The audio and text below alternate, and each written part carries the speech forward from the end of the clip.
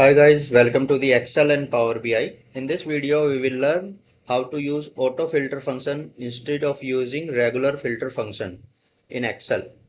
To use the auto filter function, you go to Quick Access Toolbar, More Commands.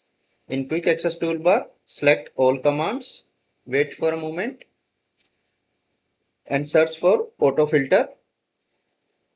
Double click on it to add it here and click on OK. Now you able to see the symbol of filter. Now if I want to filter female, I can simply click on the female and filter it. Your data has been filtered. If you want to further filter it like other town, I can click it again and the data has been filtered again. In this way you can use the auto filter function instead of using this regular filter function. Okay, note it here, we can create shortcut for this as well instead of using the mouse clicks. So we have to see the position of this in the quick access toolbar. So it will start from here. So this will be the first, second, third, fourth, fifth, and the sixth.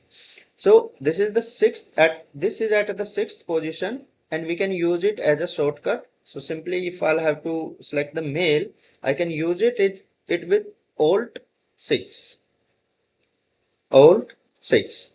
You see the data has been filtered without the mouse clicks. Okay. There is limitation to this. It cannot be used with table format of the data.